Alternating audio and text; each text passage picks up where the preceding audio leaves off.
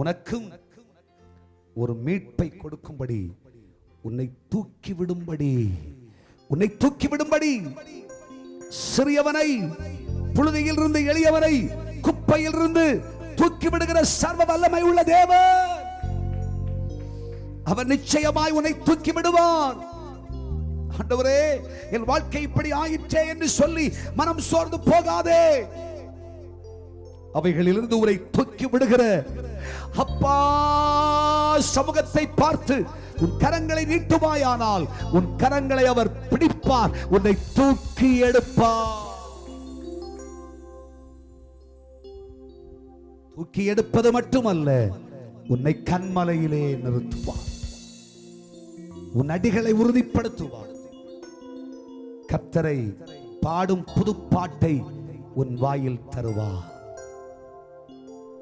இன்னொரு பகுதியில நம்ம நம்பிக்கையோட சொல்றேன், சிறியவனா இருந்தா எளியவனா இருந்தா நம்மையும் கூட ஆண்டவரை விசுவாசிக்கிறேன், ஆண்டவரை வேதத்தை தேடுறேன், என் குடும்பத்துல எல்லாரும் நல்லா இருக்காங்க, ஆனா நான் எளியவனா இருக்கேன், சிறியவனா இருக்கேன் அப்படின்ற ஒரு சிந்தை உங்கள் இருதயத்தில் இருக்குதா? உன் கையை பிடிச்சி உன்னை தூக்கி கன்மலையின் மேல் நிறுத்தி உன் அடிகளை உறுதிப்படுத்தி கர்த்தரை குறித்து பாடும் புதுப்பாட்டு அவர் நம்முடைய நாவிலே தருவார். அர்த்தம் என்ன தெரியுமா? சிறியவனா எளியவனா கிடக்கிற நம்ம கர்த்தர் உயர்த்தி பிரபுக்களோடும் ராஜாக்களோடும் நம்மை உட்கார பண்ணுவோம். அல்லேலூயா. வாழ்க்கையில ஒரு நாள் மனம் சோர்ந்து போகாதீங்க, தளர்ந்து போகாதீங்க. நம்மை தூக்கி விடுகிற ஒரு தேவன் உண்டு. ஐயா, என் அப்பா மட்டும் உயிரோட இருந்துச்சுன்னா என்னை தூக்கி விட்டு பாருங்க, நான் நல்லா பிரகாசிச்சிருப்பேன், ஆண்டவருக்கா பயன்பட்டு இருப்பேன். என் அப்பா மட்டும் பலனா இருந்துச்சுன்னா, என் அம்மா மட்டும் இருந்தாங்கன்னா, என் சகோதரன் மட்டும் என்னெல்லாம் வாழ்க்கையில நினைச்சு எல்லா இடமும் காலியாகி போச்சுதா? தூக்கி விடுவதற்கு வேறு யாரும் இல்லையா?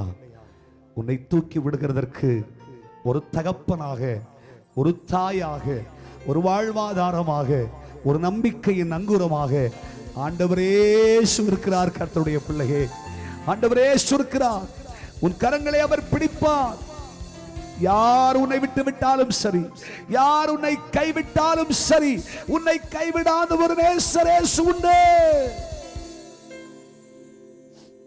அவர் உன் கையை பிடிச்சு உன்னை உயர்த்தி, குடும்பத்தில் எல்லாரும் வாழ்க்கை முடிஞ்சு போச்சு நினைக்கிறாங்க. இல்லைங்க, உன் குடும்பத்தை, உன் பிள்ளைகளை, நம்ம பிள்ளைகளை ஆண்டவர் பிரபுக்களோடும் ராஜாக்களோடும் உட்கார வைப்பாருங்க. இது தீர்க்க தரிசனங்க. கர்த்தர் யாரோ ஒருவருக்காக பேசுகிறார் என்று எண்ணாதிருங்கள்.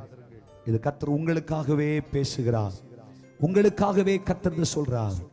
நிச்சயமாய் நம்மை உயர்த்தி கன்மலையின் மேல் நிறுத்தி கைகளை தட்டி உயர்ந்த இடங்களில், உன்னத ஸ்தானங்களில் நம்மை உட்கார பண்ணுவோம். பரிசுத்த ஆவியே, பக்தர்கள் துணையாளரே, கூட இருப்பவரே, கூரைகள் தீர்ப்பவர்